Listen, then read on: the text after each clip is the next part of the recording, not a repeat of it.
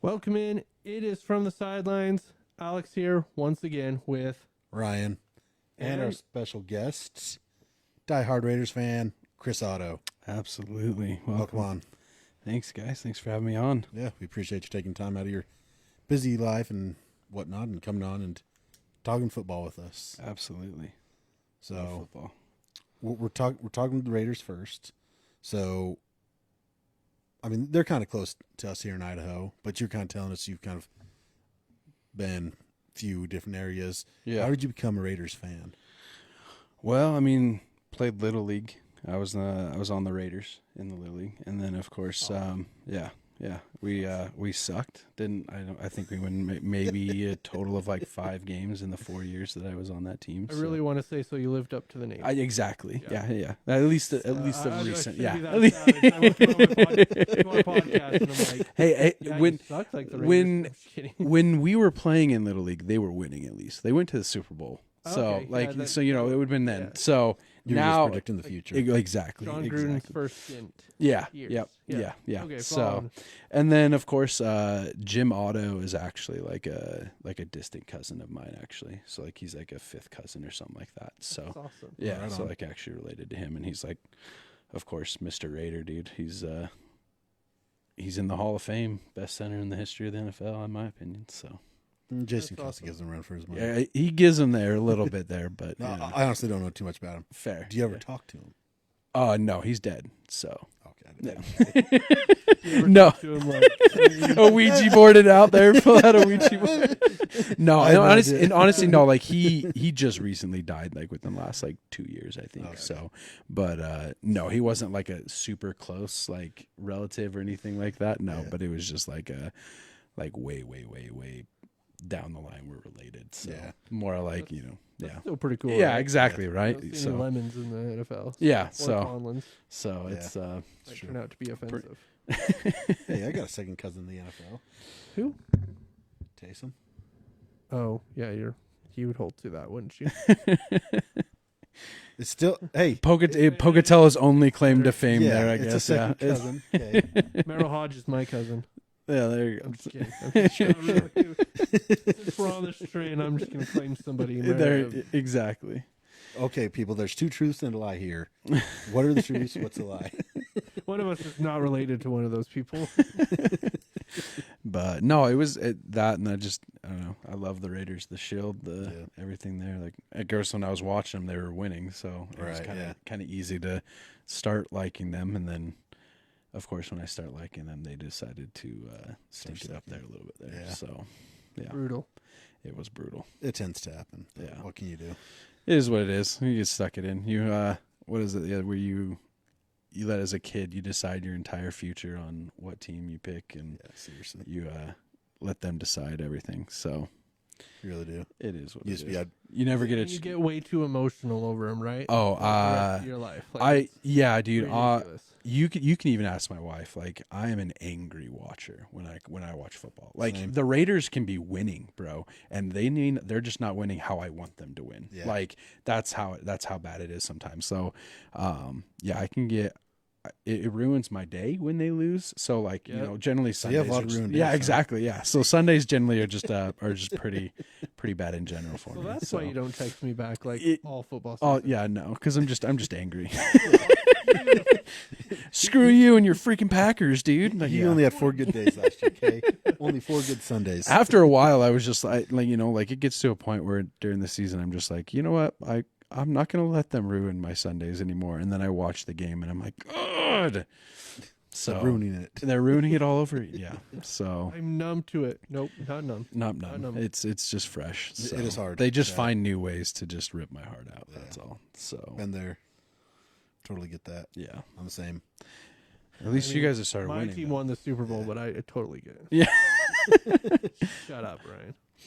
Even when we win, I'm still like, could have done this better. Last year is kind of an exception, but the year before, when we had our freaking meltdown at the end of the year, dude, oh my gosh. Oh, I'm sure. It was I'm so, sure. I don't was think I've hard. I've never experienced that because my team just Yeah. doesn't have. They winning don't wait seasons. till the end of the year. Exactly. It's just from the They rip. do it from the Week get-go. one, Week one. jump right into this. Exactly, guys. I'm sure. exactly. No, stop it dogging on no, you. dude, it's easy. Like it's one of those low Do you hanging ever root fruits for that you you just have to- guys like once it gets to like week 8, you know, kind of know how the season's going? Do you ever root to lose the rest of the way out to get a better draft pick? So like there are some times where I'm just like, why are we winning? Like it's not that I'm rooting for them to lose. It's just like, why are we winning? Yeah. You know, like this last year, even then it was like week 16, 17, 18. Like we end up winning a few of those games. Like we beat the, I want to say it was the Jags just randomly. Like why beat the Jags? Like why are we beating the Jags? Like, and so like we had the position of getting the number 1 pick and Didn't want it. we're just like, nah, we're good. Like we'll take the 6th pick, you know, whatever. Like granted, I loved our draft. So like everything fell in perfect spot where I wanted it. But the fact that we could have had the number 1 pick and we just decided, nah, we're good. Now, would you have wanted? Would you have kept the number 1 pick if so, or would you have traded it? Honestly, like where we got Gino, like I don't think we would have gotten Gino if we would have got the number 1 pick. So who would you rather have had then, Cam Ward or Geno Smith? Honestly, I'd rather have Geno Smith. Okay. Like with just because of the fact that like this draft class for quarterbacks was not deep. Cam Ward was legitimately the best one, and I think even if he would have came out last year, he probably would have been like the 4th quarterback taken. Yeah. So like I would have put him at like 4 or 5 of last year's draft. So it's like I'll take a better pick in 2 years in that quarterback class than this one, and you know I'll take Genty. Yeah. So, but yeah, no, I'd rather just take Geno. I think he's proven like he can win. Like Yeah. he had a resurgence in his career, and I love sure. it. I'm there for it. Like I'm all for it. And he's proven he works well with Pete, right? Absolutely in that system. Like I think that's it's the we. big thing. Like, Yeah. And I don't think Pete Carroll is one of those guys that he would have went out and gotten him or kind of facilitated that trade. Said, hey, like we want Geno to come here if he didn't believe that he. Oh, he absolutely, could do it. absolutely. Like he's proven that he can win. You know, he's proven everywhere he's went that he's been able to win. And you know, he went out and got his quarterback and with Russell Wilson. You know, and then he got him and proved him to a winner. And then he came in and regenerized Geno. Like he made Geno a winner. Like he was written off. Yeah, you know, he was written off, and then all of a sudden he just has this surge in Seattle. Like And please good. like I mean he's For honestly several years, too. statistically like he's a top 10 quarterback in the NFL. Yeah. So like I'll absolutely take him, and I mean got him for a 3rd round pick. Like basically in essence we flipped our pick for Devontae Adams that we got from the Jets for Geno. So basically in my eyes we traded Adams for Geno. So I'll take it. Yeah. So Well, you noted you had a lot of angry Sundays yeah. last, and your wife even noted on. Facebook, I'm commented and said, he's right. He's an angry watcher. Angry We watcher. all dude. are. I think Yeah, it's, you know, Absolutely. put us in a padded room. I remember when what game was it? I think it was the Tampa Bay NFC Championship, right? I can't remember if I've told the story on the podcast before, but when like we were playing, it was Brady's first year in Tampa when he won the Super Bowl, and like we were getting screwed so bad by the refs. Oh Like, yeah. just straight up screwed, and like and we lost the game just basically because anytime the refs needed it for the Raider, or not the Raider, the Buccaneers, Bucks. Yeah. they were bailed out, right? And anytime the Packers, like Alan Lazard, I remember had like his whole like jersey pulled off, his shoulder pads exposed, Yeah. Oh yeah. right? Yeah. And then like no holding, but it was like obvious holding because like Oh yeah. you know, but it wasn't called, right? And so I remember I got so mad at that game that I got in my car and just started driving. And I got past American Falls before I was like, this is so dumb. Like why am I you doing like this? Yeah, controlling like, it? no, exactly. I And I was 100%. like, go home. Yeah. Like, go home. I get it. Oh, 100%. I've never been that bad. I think it, honestly for me, like I haven't been that bad to that extent because it hasn't been like an actual like important game, like a playoff game Yeah. for me. Like I feel like if I would have been a part of that, like I would probably get to that point. Like I know that there's been many times where I've just basically said, you know what, I'm gonna go downstairs. I'm just gonna separate myself from my family right now because I don't need to like get mad at them. Yeah, and so I'm just like, I'm just gonna go downstairs. And it's like I realize like how bad I'm like, this is stupid. Like why am I getting this mad? Right. But like since that game, like I will say, like since that game, I haven't gotten that mad. Yeah. At games, like, so it was like a breaking point for me, I guess you'd say, but I still get pissed. Right? Oh, yeah, absolutely. I live and die by the Packers, but like the weirdest thing is I went to a Packers game this last season. Absolutely. And like not last season, but the season before, they played the Vikings and we lost. Yeah. But I was just like, it was just great to be here because I was in Lambeau Field. Right? Oh, dude, that's one of my favorite. It was sick, but like, I was like, it's just great to be here. And I was like, maybe I've grown up, and then the next week I was like, bullshit. No, see, like I was the same way. So when I went to Vegas, so we went to the. So you've been to. Yeah, so we've been to 2. So me and my wife, we went to the Packers because she's a Packers fan too. So we went to the Packers Raiders game on Monday Night Football. One of the greatest experiences like in football. Like great experience. I loved it. We sat. Pretty smart. I mean, yeah. I mean, she married me, so it's kind of a questionable there, I guess, right? There's some questions there, but no. So we went and saw that. We sat in the black hole, and like we're literally like 6 rows from the field, like literally in the tunnel when they're coming out. Greatest thing ever. How much do those cost?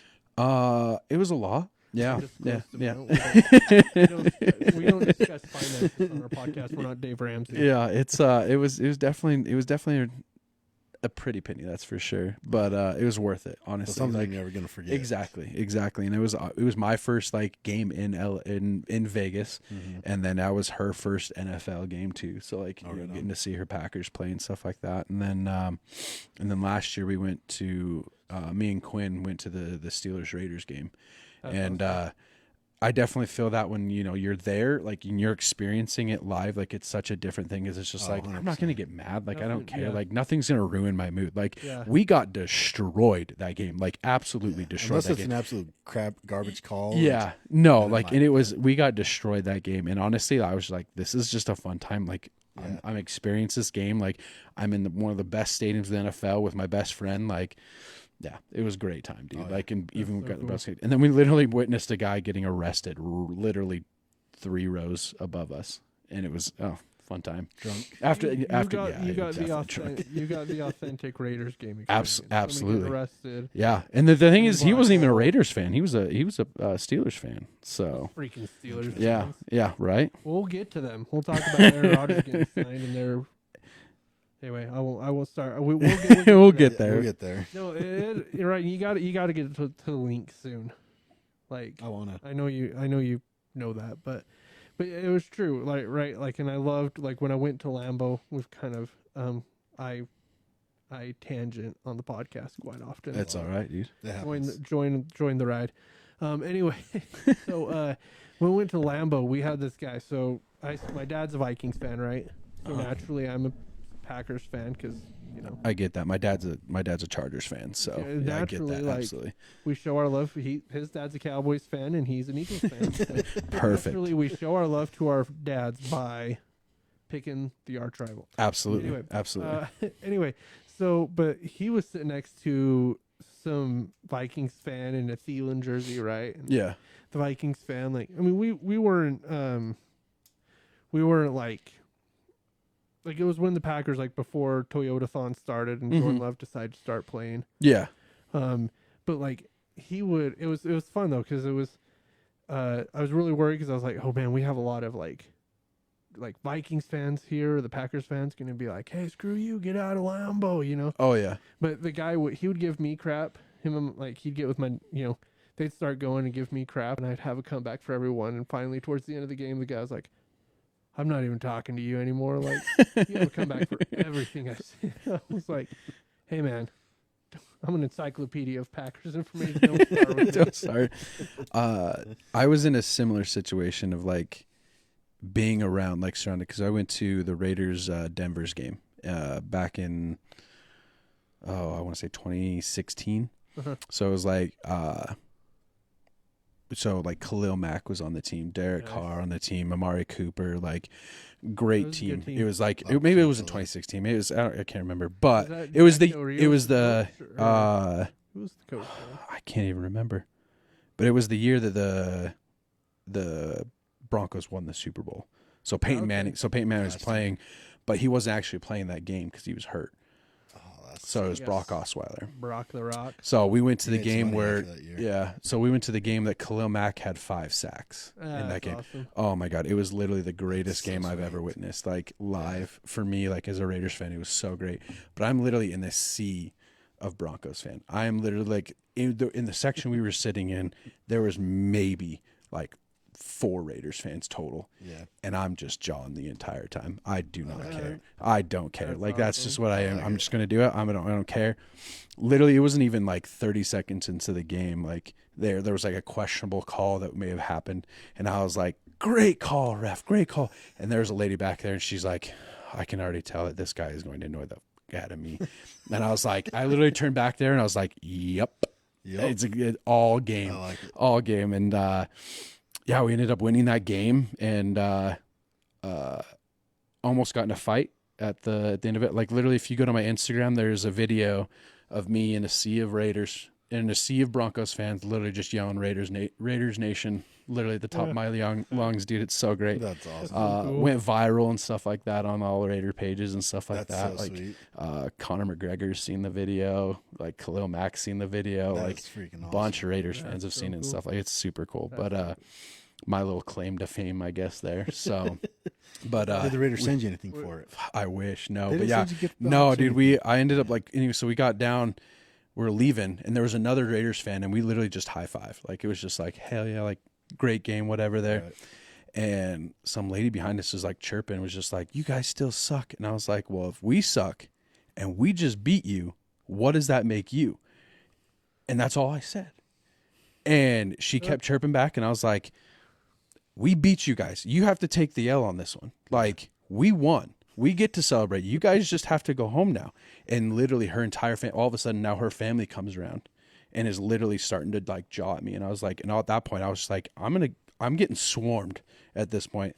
Luckily my cousin and my uncle were there. Yeah. And like they're trying to pull me around. I just start seeing red. And I'm like, I'm about to fight all these Broncos fans. I don't even care. Like I'm going to be, and then all of a sudden, like a soda gets thrown. It doesn't even hit me. It hits my cousin. Like I feel so bad because my cousin's over here. Like, just get him out, whatever. And so yeah, I almost get the crap beat out of me in the tunnel there, and get to leaving. And I was like, whatever, it was just one Broncos fan, no big deal, whatever. Yeah. Literally see another one. I was like, dude, that was a hell of a game. And he's like, dude, if you weren't so big, I'd beat the shit out of you. And I'm like, what? Are you kidding me right now? Like, and I was like, whatever, dude. And my cousin just pushes me forward, and he's like, just get out of here, dude. And so we literally leave. And was your cousin and uncle a Raiders fan too? No, he's a Broncos fan. Both my cousin and my uncle are both Broncos fans. So we all went out there together. And see, I was kind of hoping that story would kind of like, yeah, and then my cousin jumped in with the other guys. Oh, yeah. Nope. It was all me. Because even the other Raiders fan was smart enough to get the F out of there.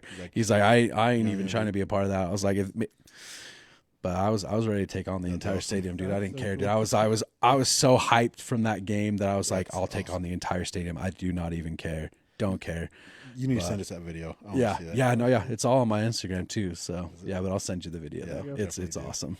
Michael John Anderson. Yep, that's my cousin. Yeah, he was there. Gotta tell that infamous Broncos Raiders. Absolutely, absolutely. Awesome. Yep, there it is. That's awesome.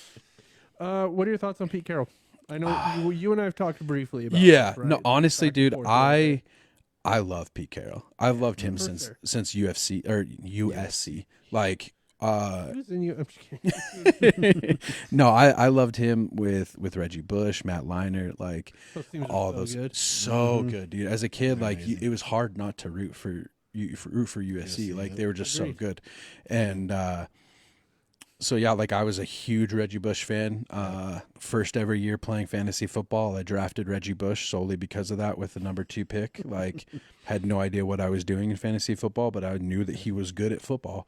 So I drafted him number 2, and I ended up losing almost every single game that year. So I drafted Felix Jones in the 3rd round. I He didn't so even yeah, Second round. yeah. He So I didn't get it. start, so hey, Yeah. we've all had those. We've had those, yeah. So, I don't know if but I yeah, had so anything that bad. But You drafted Christian McCaffrey last year. it's keepers league. I didn't draft nothing. I just had it on You my kept team. him.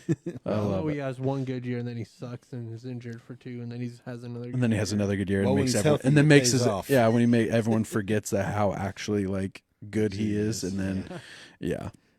Anyway, so you like But Pete yeah, Carroll? I love Pete Carroll. Like I said, I've since USC, like loved him there, loved him in Seattle too. Like I thought he was a great coach. So like when they signed him, I was absolutely flabbergasted that we actually signed him. So what's the long term plan then? Do you feel, because I don't feel honestly, Pete Carroll is your long term. No, honestly, I don't think I don't. Years old. He's got to be like maybe 2-3 more years left in him, Yeah. like solid. And then he signed a 3-year contract, and then so I think really truthfully, like Pete Carroll's coming in to reset everything and just kind of get the winning mindset instilled in all these players. Mm-hmm. And even Max Crosby, dude, I listen to Max Crosby podcast every week. Like he's even said it, like just the vibe around like is completely different than every other year that he's been with the Raiders. That's cool. And so it's like he talks about that all the time and just saying that he's literally just setting the culture. And I think that's kind of what that they're doing with Pete Carroll. It's just resetting that culture, bringing in a whole new culture right there. And I wouldn't mind, like I don't know if the future coach is on the roster right now, in there right now, but he may be. You know, I mean, Chip Kelly had success before. You know, he just came off a national championship. You know, not in the NFL. No, but in college though, like he's been great. Yeah, but like so he's had success, and so I'm hoping that maybe him stepping away from the NFL for a few years, going and having that, and maybe coming back, and then even just having a little bit of tutelage from Pete Carroll might end up doing that. So I mean, he could be there, but realistically, I don't know who might be the future head coach for them. But I know for right now, at least, and I guess like for the Raiders, it's hard to look down the road and be like, okay, well we've got the future in there, and it's like when we need a present. Right, but yeah, and I think you're onto something. I think Pete Carroll will go in and he'll have the ability to reset that culture, right? Yeah, kind of. I think that I do think that, my opinion, I think there was a lot of Tom Brady involvement. Yeah, in getting Pete Carroll there. Absolutely. And honestly, I love. I don't. If I'm a Raiders fan, I don't mind that. Like, not at all. Honestly, like as much as I've hated, I'll take that. Absolutely. As much as I've hated Tom Brady growing up, like, Tuck rule, absolutely. Like, you mentioned Tuck rule for Raiders fans, like it's a dagger in the heart. It's a dagger in the heart. Don't say it. But does anyone know the where? No, just kidding. But no, honestly, like I loved him when he was in Tampa. I loved Tom Brady when he was in Tampa. Tom has completely changed my mind about Tom Brady. Yeah. And then now that he's a part, I don't blame you. But ever since he came into the Raiders, like it seems like he's definitely helped turn around a lot. Like he's had a hand in everything. And like, let's be honest here. Like, are you not going to listen to one of the greatest player of NFL history? Like, yeah, seriously. It's if he speaks, you listen. And it's because he's a very smart man. He's very smart. Yeah, he's earned that respect. He's earned that. So I'll take it. Like, if he can teach us how to win in Raiders, like I'll take it. Yeah, it's been a while for you guys. So yeah, the only red flag. So I like the Pete Carroll. I was a fan of USC. Yeah, and Matt Leinart, Reggie Bush, Mark Sanchez. Oh yeah, John David Booty. List goes on and on. Lendell White. Yeah, absolutely. Right, and I love Pete Carroll, and I have a post on Facebook when Pete Carroll left USC and took the Seahawks job, and I was like, good job leaving USC high and dry. Hope the rest of your career sucks because you suck. And stuff like that, right? And I was proven wrong. Absolutely. A lot of their wins were at the hands of the Packers. Hands of the Packers, absolutely. So that hurts a little bit. But so what was it that the onside kick, the infamous onside kick there? Okay, there's the dagger. You need that. Welcome you on to our podcast.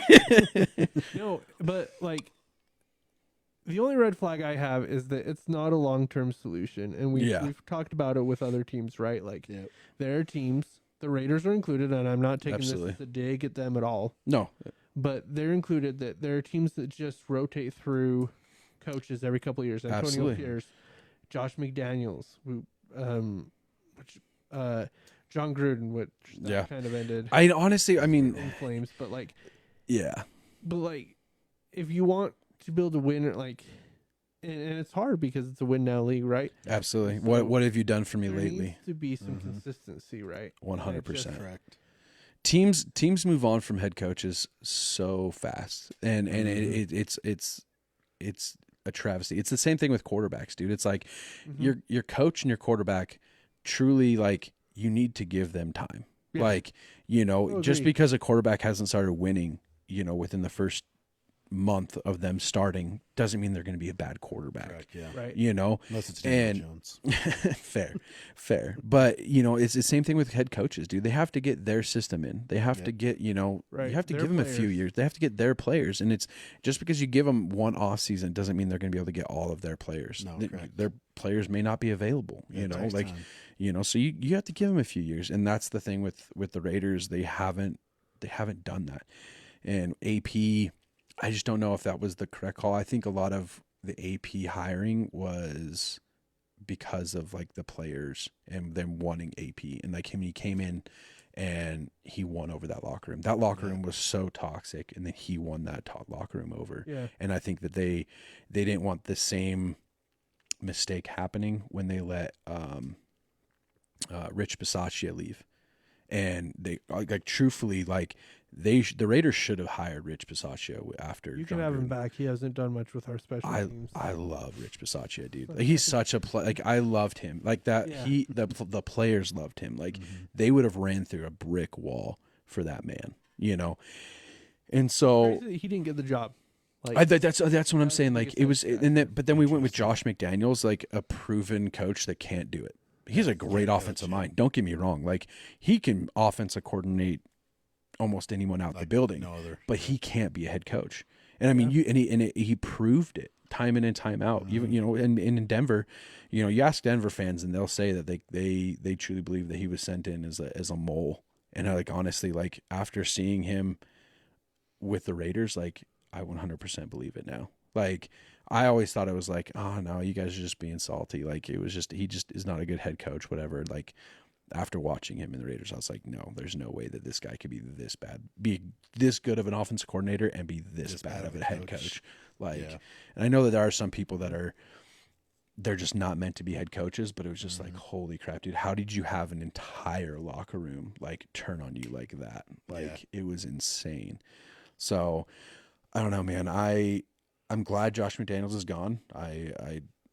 I didn't really like I really didn't like the hire to begin with, but I drank the Kool-Aid. I was like, you know what, like I'm gonna do it. Like, let's do it. Like I'm gonna be a Josh McDaniels hype man. Like, let's do it. Yeah.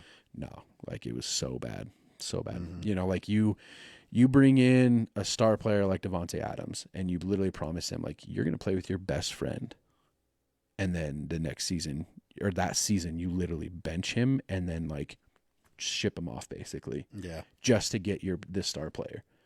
And then just like you literally traded away a bunch just to get this guy. Like, he was a solid player. Devontae Adams, one of the best wide receivers in the league. And you're just going to say, you know what? Like, I'm going to go ahead and trade away Derek Carr or get rid of him, not to trade him away, but like just bench him halfway or 2-3 games left in the season. Yeah. For no reason. Like, and put McConnell in. Yeah. It wasn't even in O'Connell. It was he went to Denver. Stidham. Yeah. Because they drafted Aiden O'Connell the next year. That's right. Yeah. And so it's just like it was so dumb, and it was literally all because Derek Carr. It was the Seahawks game. Derek Carr audibled into that run that won him the game, and Josh McDaniels didn't like that. And that was the like the final straw for Josh McDaniels, and that's crazy. Yeah, it's literally insane. To play that one. That's the thing is because Josh McDaniels didn't like any quarterback audibling the play. Like he didn't like Derek Carr audibling at the line of scrimmage, and so it was like Josh McDaniels sent in a play. That was the play that was called. And Derek Carr, that's the thing is like with Gruden, like he would literally send in like 2 or 3 plays, go up to the line, read the defense. So Derek Carr was taught like by one of the best coaches in the league, to go up there and do this, and then Josh McDaniels telling him, literally the next year, don't do that. I don't want you to do that. Do you think with these like Bill Belichick disciples, is they saw how Belichick did it, right? Like, do your job. Yeah, it's my way or the highway. I mean, honestly, you look at his branch, his tree branch, like none of his quarterback or none of his coaches that have gone on to be head coaches have truly worked out. Right. Do you think it's like part of it's probably because these guys get so used to Belichick doing that, and they're like, that's how I'm going to go be successful. You think of Matt Patricia, you think of Josh McDaniels, you think of like the list goes on and on. Bill O'Brien. Yeah. Like these lists go on and on, right? And I think it's because they go and they're like, oh, we're gonna do it the Belichick way. Like don't be dumb. This is how we do it. Absolutely. And it doesn't work because I think there's a respect. You have to be able to you have to win over that locker room first, and you have to start that winning. locker room, and he has respect, right? Absolutely. Because he's done it for so long. Josh McDaniels, those guys. Anyway, just kind of a thought. Like, no, absolutely, no. Like as you say that, like it's true though. Like no one's really they've seen how it's done with that, and they think that's the only way they can do it. Yeah, and because it worked, it's worked so well. I mean, there's a Patriots dynasty for a reason, and a lot of that has to do with the coach. Yeah, you know. And I think too, like, and a few any good head coach, like I think, back when Mike McCarthy got fired. Packers brought in Matt LaFleur, and that first little bit was like, well, how much of it is Aaron Rodgers? How much of it is Matt LaFleur? Yeah. I think obviously Matt LaFleur has shown that it was him. He's absolutely a legit coach. Absolutely. Right? But I think that he took his time and he earned that trust, because I do feel like there was a lot of uncomfortableness between him and Aaron Rodgers. Absolutely. But Aaron Rodgers had 2 of his best seasons of his career under Matt LaFleur. Absolutely. Right? And so, but I think Matt LaFleur kind of gave Aaron Rodgers that. I think ability, to build that trust, like, hey, like this is, but like you go to the line, I trust you to make the play. Absolutely. You as a coach, like you have to earn your stripes too, just as much as those players do. Oh, 100%. And so, Josh McDaniels, when he came in, I think he just tried to be someone he wasn't, and I think that's the players at that level will see right through that. Right? Exactly. So. Exactly. They've been around winning head coaches. They've been around losing head coaches. If you've been in the league, you've been around them all. And you can see what type of a loser coach is. And that's exactly what Josh McDaniels was. Yep. And, he can, like I said, he can be an offensive coordinator and offensive coordinate his butt off. But as the head coach, like he's so fake from what literally just everybody, all the players have said, like outside, like ever since that's came out, like he's just fake. And the way that he tried to run his team, like, I don't know if you watch, but like Josh Jacobs, literally he was talking about like what all was going down when they were talking about like the re-signing of him, and he wanted to stay in Vegas. Like he was mad because he literally just spent like $2 or $5 million, something like that, on a new house, like built a house in Vegas. He's like, I want to say it was like $2.5 million on a house. He's like, I've never stepped foot in. He's like, I built a house that I've never stepped foot in for $2.5 million. Well, I'm glad he's in Green Bay. For my fantasy football, I love it. Absolutely. But for me, I miss Josh Jacobs, dude. I love that. I love Jacobs, dude. He's good. He's a great player. He captured my heart pretty quick. He's great, dude. He's a solid guy. But like I said, he said he wanted to stay in Vegas. And it literally how Josh McDaniels went about it and stuff like that. If you haven't seen it, definitely look it up for sure, because he literally just goes over literally what happened, and basically like Josh McDaniels and Tom Telesco basically just kind of just jerked him around and started to try to leak stuff, and it was just the way they were going about it was pretty bad. So that's wild, crazy. Man. Yeah, and I think that's probably the biggest reason why he lost that locker room pretty quickly. Because I mean, Josh Jacobs was one of the captains. He was the lifeblood of that team. He was the team. He ran that offense in a sense. Yeah, I mean, like legitimately, if Josh Jacobs was the offense, Max Crosby was the defense. Like those two guys right there, you lose both those guys, you lose that entire locker room. That's what he did. Yeah. I remember when you guys let him walk. I was like, what? Yeah, I couldn't believe it. I was so mad, mad. So, but you did draft Jacobs' replacement. Genty, dude. What are your thoughts overall on the draft? I mean, obviously, Genty. Honestly, like this entire draft, I feel like later rounds. What'd you think? Later rounds, honestly, I think we nailed it. Like I truthfully, like it was probably one of our best drafts that we've had in a long time. Like we have, we got back-to-back quarterbacks. One's going to be playing wide receiver. It sounds like going to be kind of like a Taysom Hill type place. Guy out of Montana State, Mallet. Yeah, he's good. Super quick guy. At Montana State, they basically just wanted to get the ball in his hand, and that's why they kind of ran that. There was like literally just wanted to have him have the ball in his hand at all times, basically.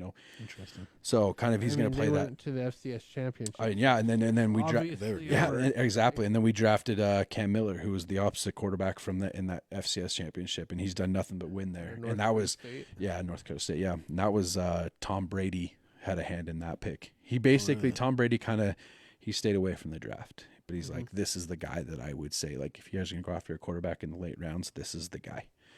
That was his Tom Brady stamp of approval was him. So I'm pretty excited about both of them. And I've honestly just watched a bunch of videos of his like throwing motions and stuff like that, him doing works and stuff like that. And he looks phenomenal. The ball comes out real quick, zip.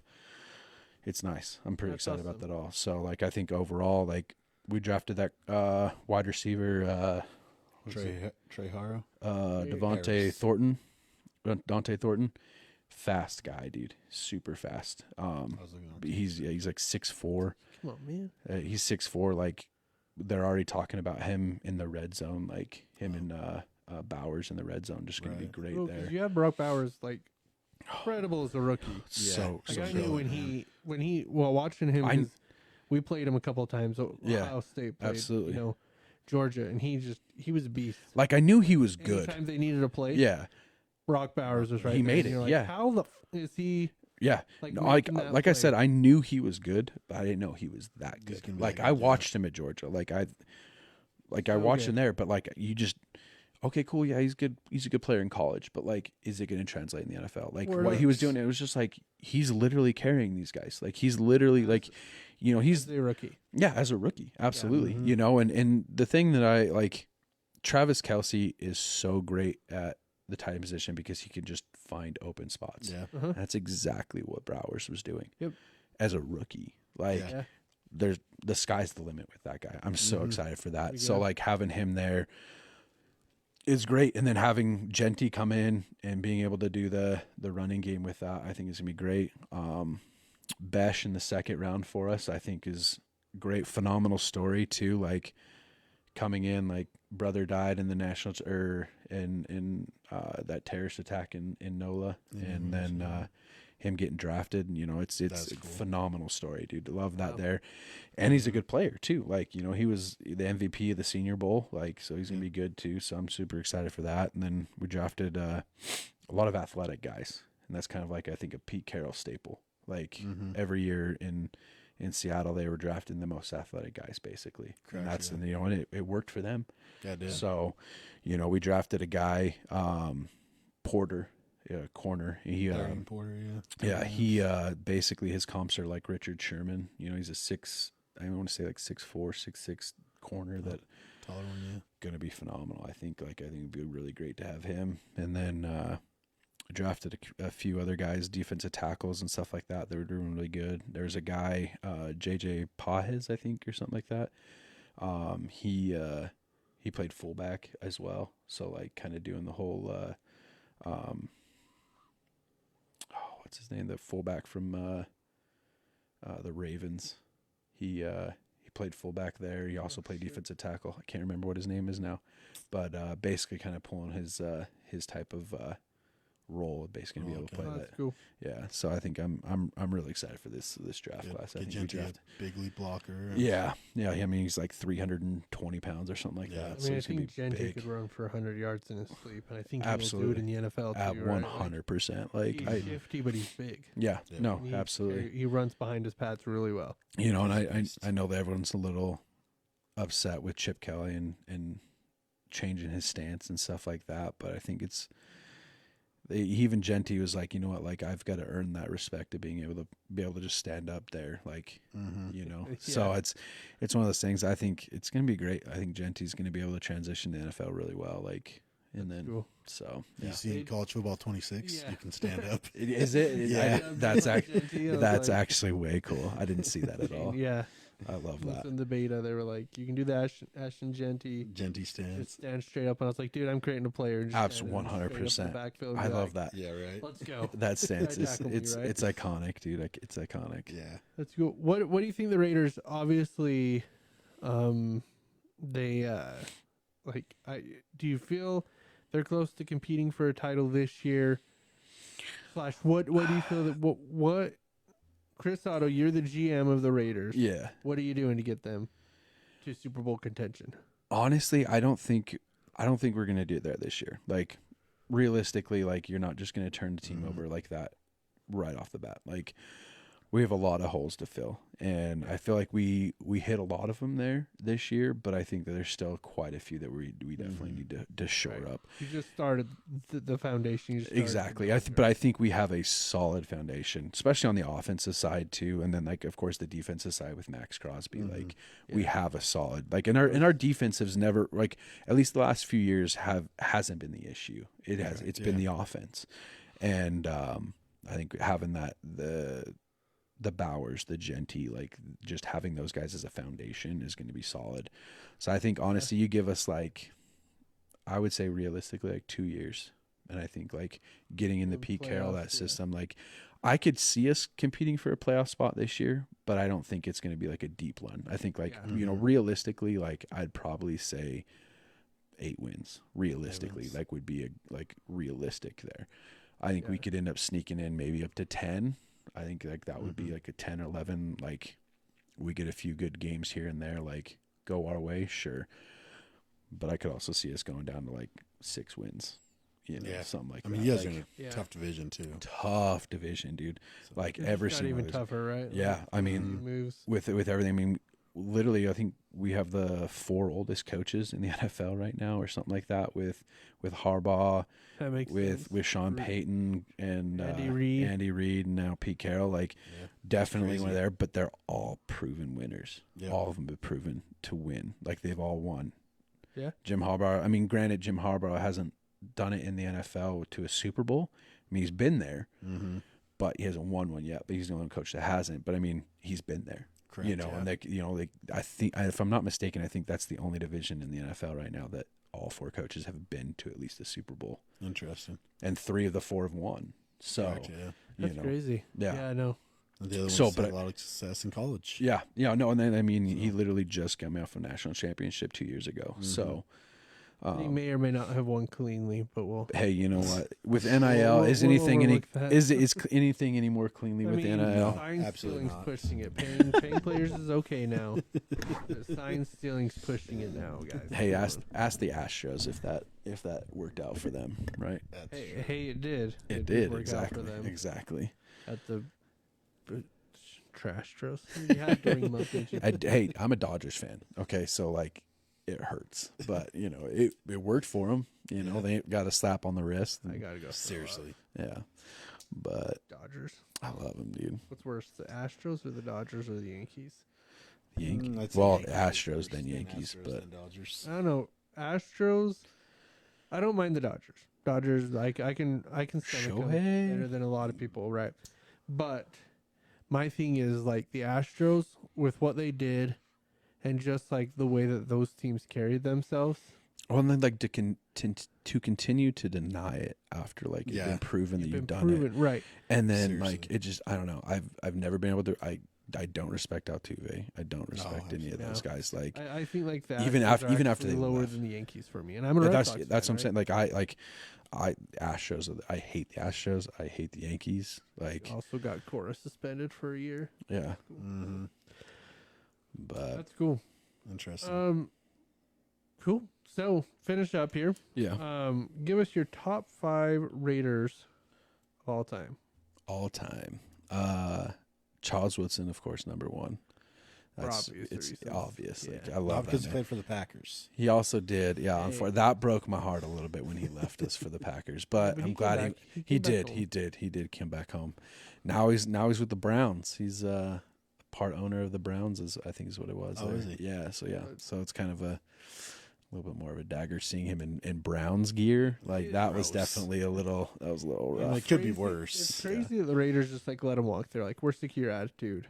Yeah. No, he was like, I'm not going to Green Bay called, and he was like, I'm not going to Green Bay, Wisconsin. Yeah. Right? And his agent was like, well, if you're not going there, you're not playing in the NFL.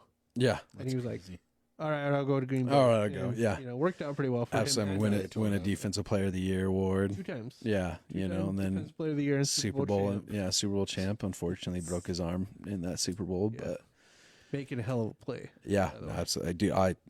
You can't say enough about Charles Woodson, dude. I met him in Vegas when we went to the Packers game. Like he was doing a bunch of signings for his like Woodson whiskey and stuff like that, and so.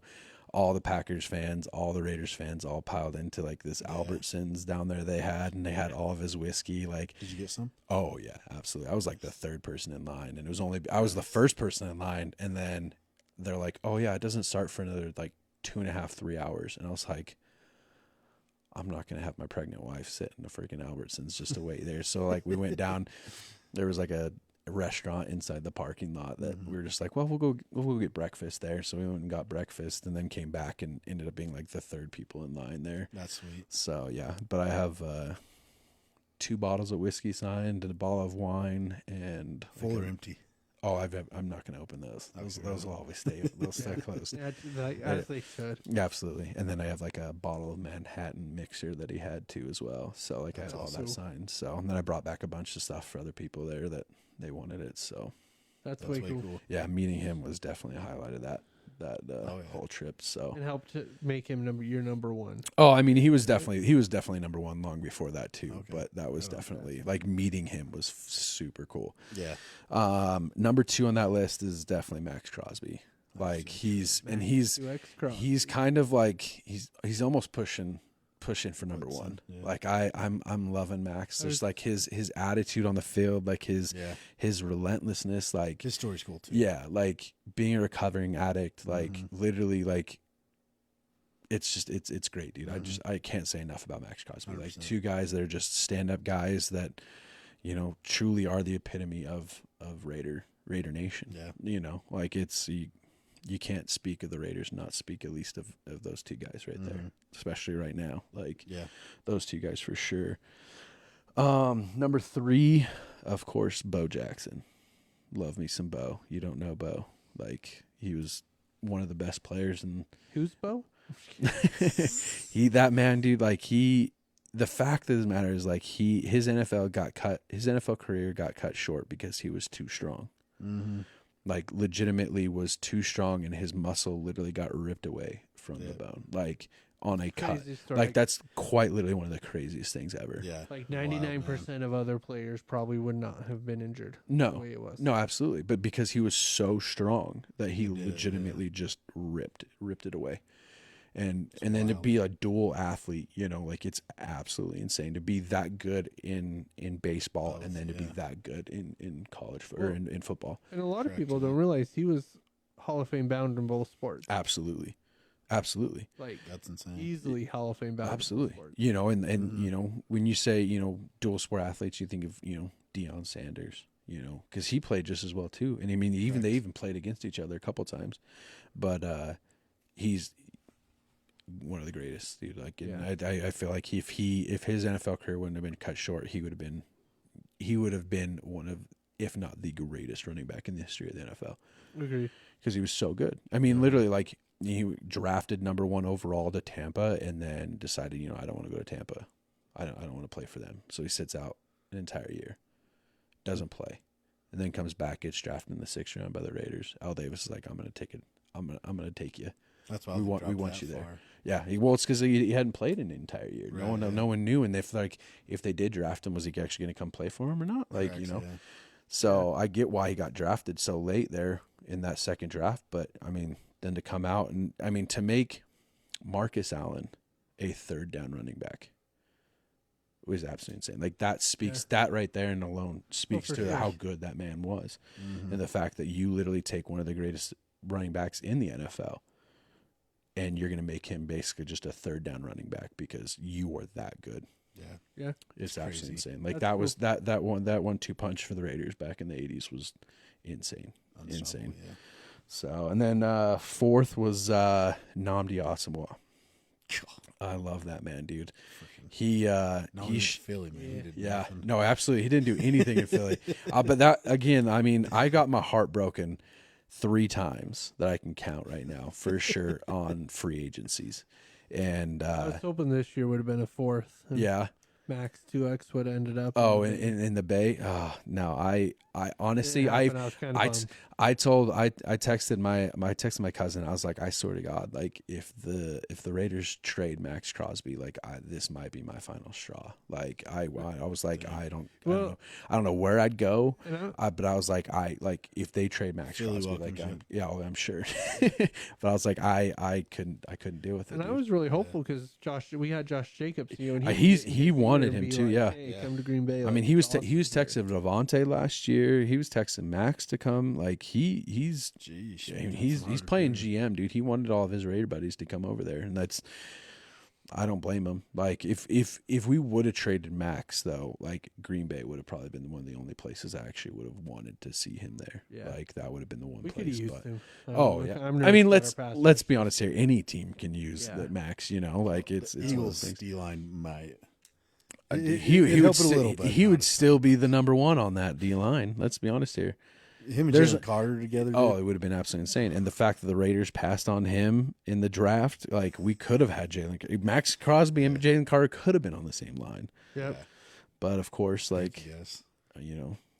players and their accidents and having the history with the Raiders and stuff like that. Yeah, we had to pass on Jalen Carter. There was no way we could have drafted him. Like the PR nightmare would have been insane. Yeah. I still wish we would have weathered it. What pick did you guys have that year? 7? 7, okay. I want to say. We've got Carter at 10. What's his name? It was a defensive end out of Texas Tech. Apparently not relevant. No, well he hasn't. He's been hurt. He got hurt his first year, and then this last year was really like his first year that he's been able to actually play, and he just kind of was like underwhelming. Yeah, and God, I can't remember what his name is, but he came in this year though. He's came in and definitely put on some muscle. Like you look at him from last year to this year, he's definitely put on some muscle for sure. So I'm hopeful. Yeah. I'm hopeful. Tyree Wilson. There you go. Tyree Wilson. Yeah, he's good. If he wouldn't have gotten hurt, he would have been in the conversation for the number 1 pick that year. Okay. So like he was good. I don't know why the Raiders picked him, to be honest with you. Like we had so many different holes in there, and I guess like imagine that Raiders whiffing on a draft pick. Like that sounds like the Giants. Absolutely. So yeah, like honestly, it's one of those things. But no, but anyway, so yeah, my heart has been broken 3 times, and Nnamdi Asomugha was quite literally that first one as a kid. I just remember literally sitting in my basement during free agency, and I was like, "There's no way we're letting him go. Like, there's no way."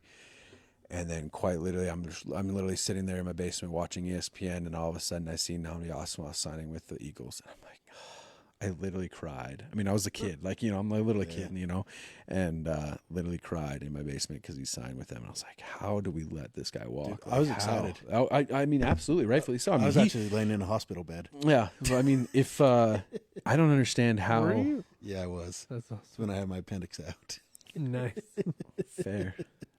But for him, like, he shut down that side of the field. Like, you know, it was him. God, what? Now I can't even think of his name. He was down in Denver. The corner in Denver. Why can't I think of his name right now?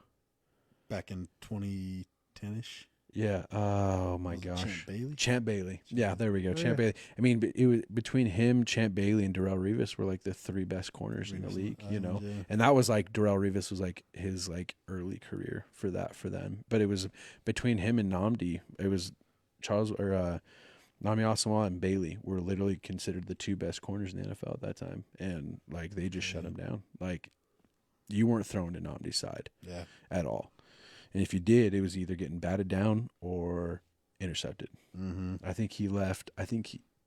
For over like a 3-year span, I think it was like 17 catches total that he let in over 3 years. Like, so good. And then, and then he went off to Philadelphia and absolutely sucked. Yeah, because they didn't want him to play. They didn't want him to play zone. Like he was a zone corner. Like he played on one side. He wasn't a traveling corner. Yeah, he played zone. He played it immensely well. Like, and then you go over to Philly and you make him travel and you make him play man to man. He's not that kind of guy. Yeah. So it's kind of like Byron Maxwell. We overpaid for him too, and he was garbage. Absolutely, dude. Absolutely. But yeah, and then so you're gonna overpay for Jair? I mean, he'd fit in. Get him for 3 games and then he'll be injured. It is true. That's how it works with him. 5 maybe. He's paid like 14 games over the last 3 seasons. 3 seasons. 5 a year. Handle with care.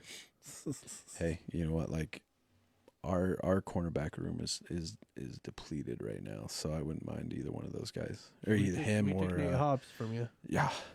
For a slot receiver. Again, another guy, dude. I love that guy. I mean, that was that guy right there, 100%. That was Josh Jacobs doing. That was Josh Jacobs doing for sure. GM Jacobs. Absolutely. What we call him in Green Bay. I mean, you should absolutely. He's doing it, and I think he's even going to bat for Henry Ruggs too. I wouldn't be surprised if Henry Ruggs comes signs with you once he gets out of jail. He's on parole soon. Yeah, I think next year. I think he gets out of jail next year. So, and I guess from what Jacob said is there's many teams out there that are willing to give him a shot. So, Eagles. I wouldn't. Like I said, I wouldn't be surprised. No I mean, high reward. Absolutely. You know, you sign him to a minimum deal. Like he doesn't work out. Cool. Bye. Like you can cut him. Nothing there. He works out. I mean, he was on pace to be a great wide receiver when all that stuff happened. So, like he was having his best year so far, and only going up from there. And then of course everything happened with the car accident, and then Gruden getting fired, and yeah. But you don't hear anything about Rashee Rice. Yeah, no. So it's it sucks, but I hope he does get another shot. But yeah, I wouldn't be surprised if it is with Green Bay.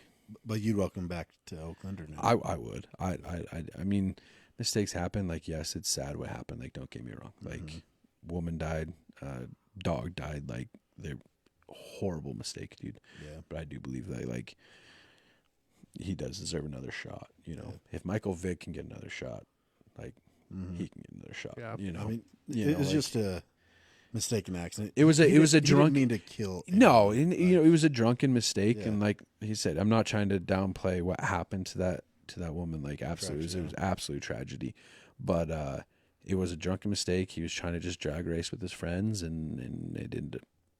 Really shitty thing happened, and so, but I think he'll be able to come back, and he's been working out from what, again, this is all coming from Josh Jacobs. So, you know, he's been working out in prison and stuff, and he's looking just as good. So I think with your woes down there in Green Bay, it wouldn't surprise me if they ended up signing him with wide receivers. So, but and then of course, but go back to this list. My last one, Howie Long. There you go. Yeah. Hold up.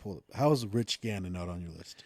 No, just kidding. Don't get me wrong. Like there was probably like 5 or 6 people that were like, who am I going to put on that 5th one? Like, you know, like I had, you know, Jerry Rice, of course. Like he played for a few. Tim Brown, right Marcus there. Allen, Marcus Allen was one of them. You know, like Rich Gannon was there. Like so many. Fred Balaknikov. Like the list can go on. Wasn't Fred Biletnikoff? Wasn't he the one that like basically dipped his hands and stick him? Basically, yeah. Before every game. Oh and yeah. And then he got it banned. Like you couldn't. Yeah, no, yeah. After That's like he's the reason why Stickum is banned because like his hands literally were black. I mean, the man was white, but he had black hands because they were all just covered in Stickum.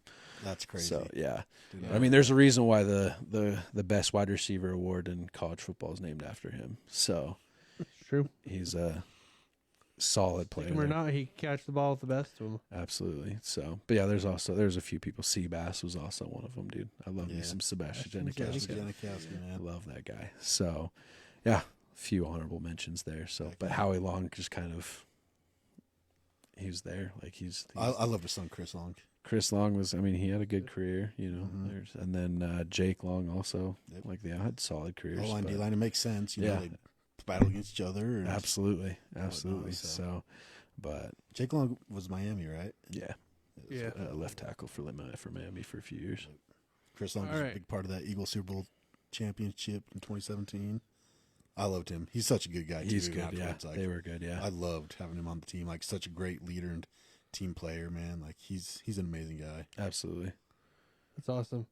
All right, so let's give our final record predictions. So you kind of mentioned the floor, the ceiling. Yeah, so like I said, where are you dialing in this year? The ceiling, like I said, about 10 or 11 wins. I really feel like that. Like that's everything goes right for us. We stay healthy, all that stuff like that. Yeah.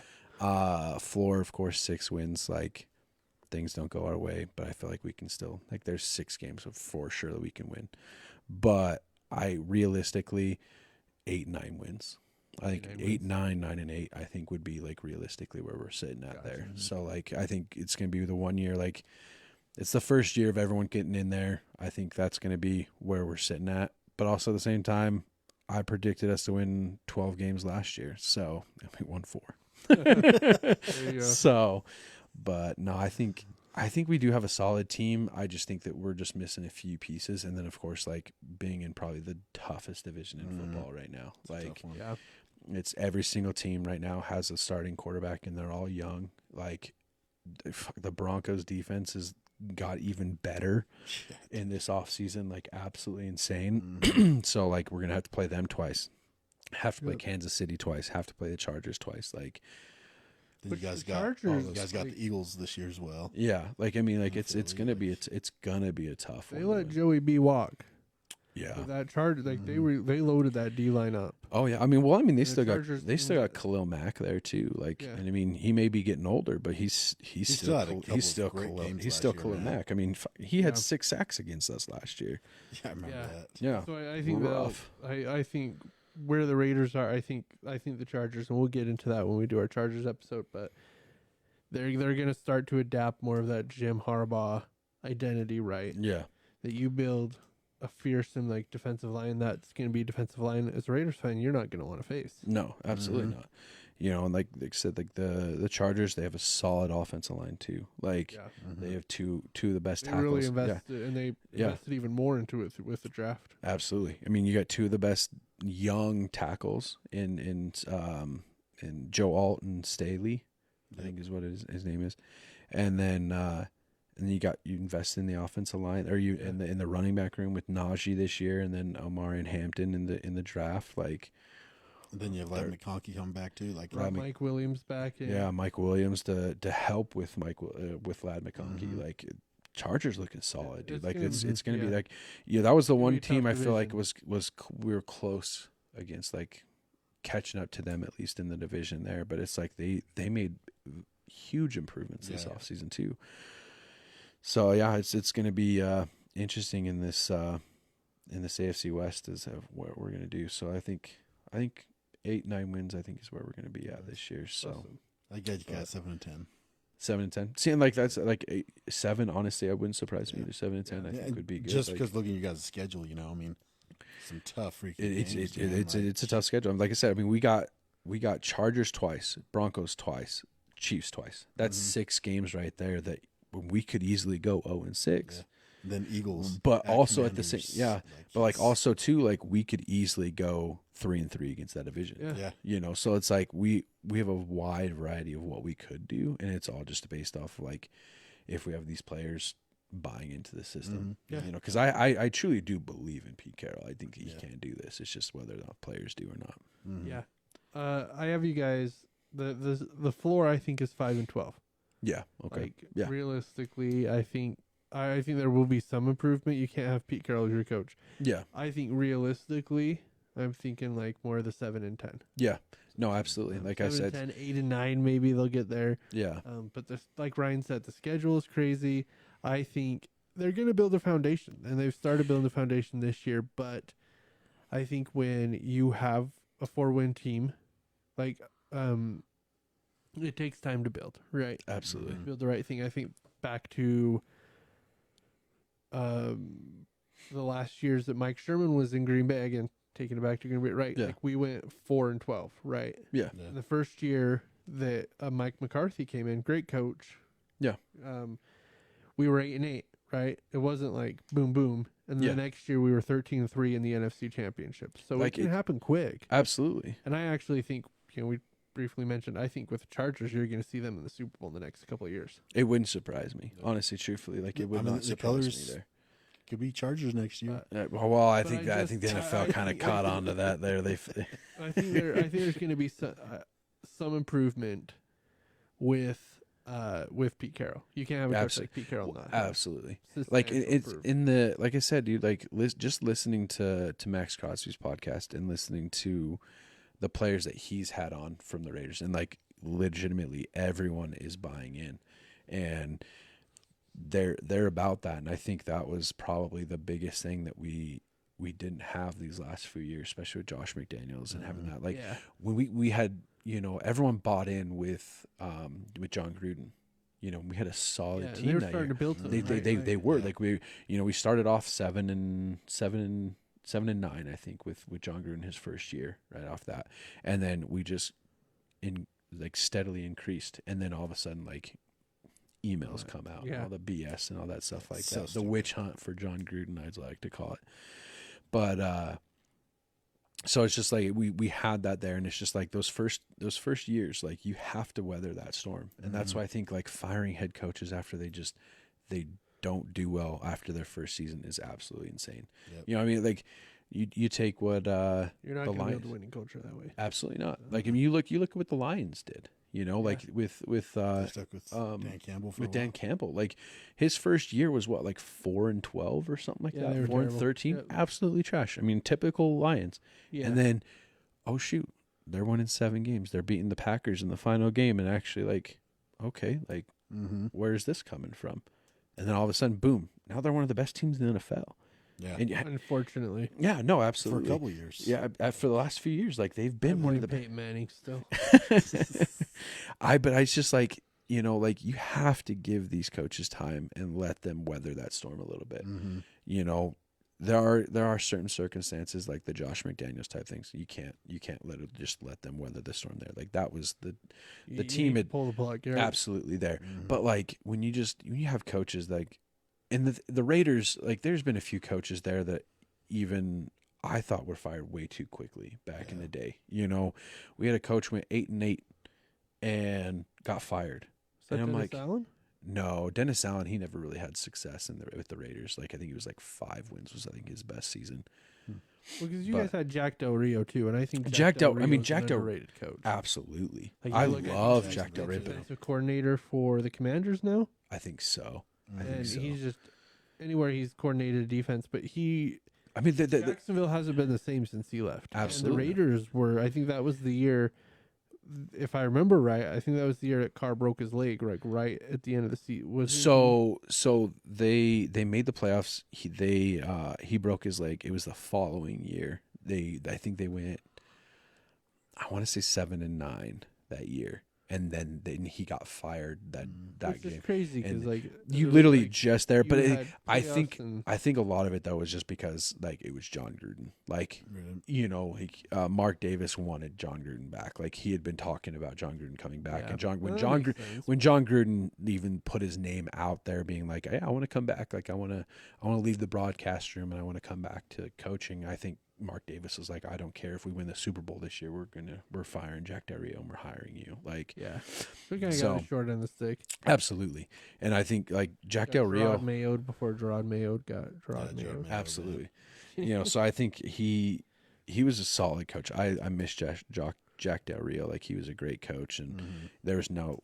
He had a good few years under him. Absolutely. I mean, that was probably like after weathering the storm of those Raiders teams in the 2000s and 2010s, like having Jack Del Rio like come in, and it was a breath of fresh air. It was like, wait, the Raiders can win games. Like, we can make the playoffs. This is a thing. Like, we don't have to sit there at the bottom of and winning, max 5 games in a season. No, like, we can actually make the playoffs. And that team, dude, like with Derek Carr, Amari Cooper, Michael Crabtree, like that team was so good. Like, Khalil Mack on the other side. Khalil Mack sitting there, like it was so great watching those guys. And then Charles Woodson was playing safety. He was back with you guys by then. I want to say, wasn't he? I don't know if he retired by then or not. I can't remember. He might. I know he came back and played for you guys for a couple years. Yeah, so I think Charles Woodson retired right before all of that stuff. Like, I think his last year was Jack Del Rio's like first year or something like that. I think so. But yeah, no, he. But then getting rid of him. But then, like, we had Tom Cable. He went 7-10, and then got fired. Like, and it's one of those things. It wasn't a bad team. Yeah, like so it's like we've been famous for that. Like, we fired Art Shell after a 5-12 season, I think, or something like that, and it was just like that was his only year. And it's like, Art Shell was a great Raider. Like, why are we only giving him 1 year to turn around this team? And then he just gets fired. You got to have more time than exactly. That. Like, and then, like, so it was a revolving door at the coaching, like, for the Raiders for a long time. And then, we give coaches, so many different opportunities that just didn't deserve it. And then we're just going to kick these guys out that actually truly did. Right. Like, I can't remember what his name is now, but he went on to coach for the Browns, and he came in, and like I said, it led us to 8-8. That was the year we had Jason Campbell as the quarterback, and Jason Campbell got hurt, and then that's when we traded for Carson Palmer. But like Jason Campbell was like he was tearing it up, like he was looking fantastic, and then he gets hurt, and then we go and get Carson Palmer, but then we just finish 8-8, and the guy gets fired. And it's like, if Jason Campbell wouldn't have gotten hurt, like, the Raiders were rolling before then. Right. Like, we were solid, and like the only reason why we went and traded for Carson Palmer is because we were looking good at that point. Like, we wanted to have our best shot. So, got to give these coaches a little bit of time, and you do. It's just too quick to develop. Yeah, and I think that's just it. Like you said before, it's a win now league. It's a what have you done for me lately, kind of thing. And even then, you have success, and you see it in the NBA as well. You see a Super Bowl winning coach, an NBA championship coach, getting fired the season after winning a Super Bowl or whatnot, because the team's not doing as good still. Well, I mean, like what was it? Just won a Super Bowl. I mean, your coach, even for example, too, Peterson. like the guy that's coaching now, Sirianni. I mean, like, you guys went to the Super Bowl, like, had a great year, lost the Super Bowl. Next year, just had a really bad second, like, last quarter of the season, and then all of a sudden everyone's like, "Oh, we need to fire him. We need to fire him. We started 2-2, and it's like, dude, like, this guy just led you to Super Bowl. Like, you were one play away from winning that Super Bowl, and you just. Yep, let's fire him. Like, let's fire him. Yeah, let's fire him. Like no, dude. Like, hold still though. It was, and I'm a Chiefs hater. You can call it garbage. It was, but you never see that. You never see that call made anywhere else. It's just like the miss the face mask. They do that to the Eagles fan. Do you want that call called? No. Yes, you do. Yeah. Don't lie. If the call's made in favor of the Eagles, I'd be like, it is what it is. But they missed the face mask on Jalen Hurts when he fumbled that ball as well. I mean, that's, don't get me wrong. The flows of every game, though. Well, it's all right. It was the Chiefs. Hugh Jackson. The NFL's golden. Hugh, that's what it is. Yes, Hugh Jackson. Yep, yeah. So. He was one of my favorite coaches growing up. Like I love that guy. Jackson, But yeah, they fired him after I think it was a year and a half, I think, or something like that. Right. Even after a year. That's so it's just you got to give them. You got to give them chances. Yeah. Like you And give the them Raiders, time. They're with the Browns. Like I think the Browns have had some of the best years. Like they haven't had great years. No. They've had some pretty terrible years, but they've had some of the best years because they've actually stuck with Stefanski. Yeah. No, absolutely. And honestly, they would be got Deshaun Watson, which I think totally derailed that. That's the thing is like I feel like the Browns would be very well off right now if they would have just never gotten Deshaun Watson. Just stuck with Baker, dude. Stick with Baker, dude. He literally had the best, and he got hurt and was still playing one of some of the best football that they've ever had. Throwing the football with the torn AC joint. Yeah. And it's just like you're going to go ahead and just say, no, we're moving on from Baker because he didn't win games. Like, no one has won games in yeah, it doesn't matter. You were literally 0-16 the year before he came. Exactly. Exactly. Like, and then now you see him, you down in Tampa, throwing it and killing it. He's their quarterback. I was so mad because I wanted Baker Mayfield so bad for the Raiders. I wanted him. You've been good. I think Baker Mayfield. I've always been a Mayfield underrated. fan. Absolutely. I mean, like literally, how he came in on 3 days' notice and ended up winning on a third. Again, it was against my Raiders, but with 3 days' notice coming in, literally hadn't even practiced with the team. Mm-hmm. Literally, the only thing that he had was a walkthrough in the lobby of the hotel the day before with the team. Like that's the only type of practice he had, and he came in and won a game. Like that's how good Baker is. And in college, he walked on to Texas Tech. Yeah, won the starting job, and then they got a new coach and said, "Hey, we're gonna have this bum named Patrick Mahomes, so that we'd rather have him start." Right, and then he goes over, and nobody wants to offer him. Walks on to Oklahoma, wins the Heisman Trophy. Wins a Heisman. Takes him to the college football playoff. One of the greatest college football games, too, against Texas Tech. Like, it was an amazing game, man. God, dude. Like, I don't know. Like, Baker thrives on people just doubting Absolutely. him. Right, and I'd love to have, like, if I'd have Jordan Love, like, I'd love to have Baker Mayfield. Absolutely, dude. Like, even to this day, like, I think there's not very many quarterbacks I'd want over Baker Mayfield on my team. Yeah, like, I love Baker Mayfield. Baker didn't get enough credit last year. He should have been more in the MVP conversation than what he was. Yeah. Well, he was, in my opinion. Leading in a lot of the passing statistics. Yeah, statistically, he was definitely, he was I think, top 5 in every statistic. Mm-hmm. But his team just wasn't winning. Yeah. And then, of course, he doesn't have the name recognition like Joey B does. Yeah. So, or Mahomes. Yeah. So let's go on that. Let's go away from the Raiders for a little bit. We have a little bit here. Yeah. Talk about some of the happenings around the NFL. Okay. If we would, for I think the big one, Steelers put their whole off season on trying to get Aaron Rodgers. They landed Aaron Rodgers. How?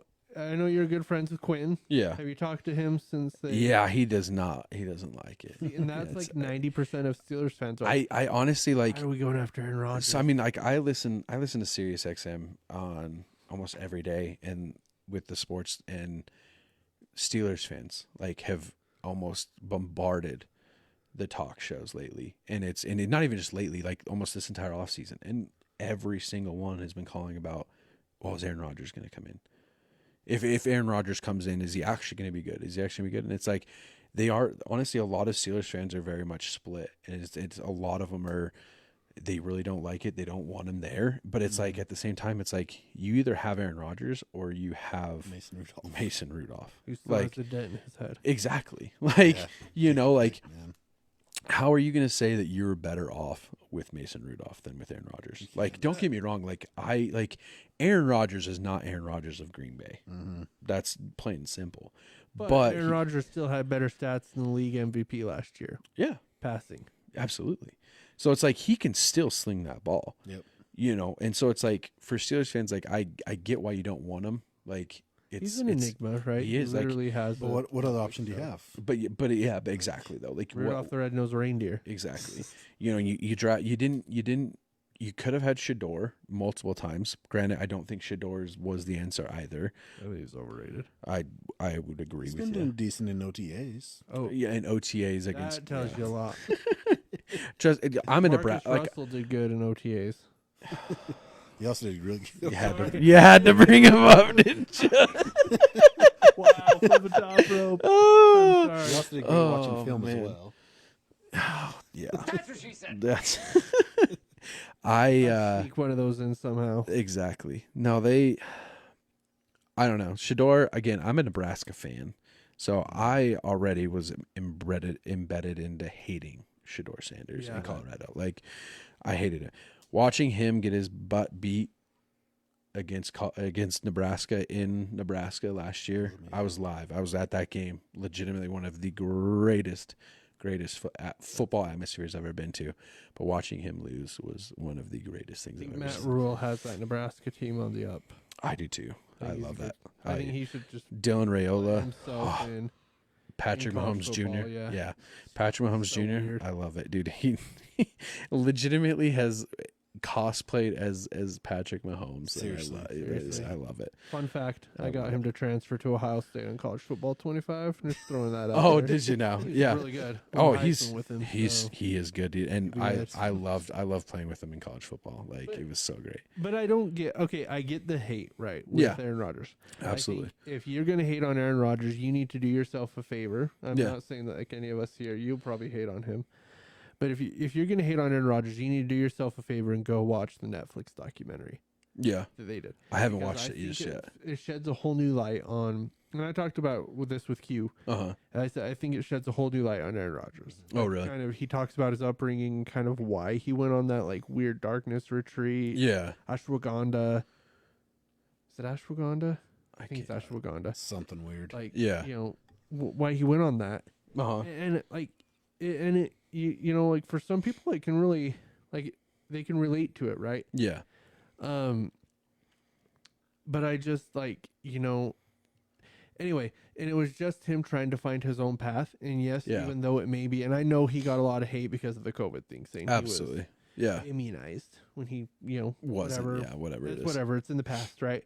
Mm-hmm. But like, he got a lot of hate of that. But like, how can you knock somebody? And I think what he brings up is he's trying to find his path in life, and just because he's a $50 million a year quarterback Yeah. in the NFL doesn't mean he has it figured out. Absolutely. Yeah. And how can you knock somebody for trying to figure out Who they their are. spirituality? Yeah.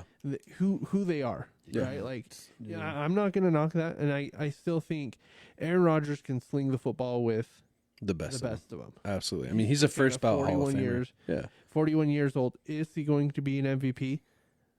I don't know. Probably not. But if I'm a like Steelers fan, like I almost got to the point I did not want him to sign with the Steelers because I was like, they are ungrateful SOBs. Oh yeah, 100%. Well, the thing is, like, the Steelers fans have been spoiled their entire lives. Like, Oh yeah, like they, especially with Mike Tomlin, like 3 head never, coaches in your yeah, last forever. 50 Like, years. yeah, you know, like you don't have losing seasons. You don't know what it's like to have a losing season lately. Yeah. You know what So it's it's like like- to be mid. but Yeah, like you know, with Mike Tomlin, like he is a great coach. Again, first ballot Hall of Fame coach, like Yeah. 100%.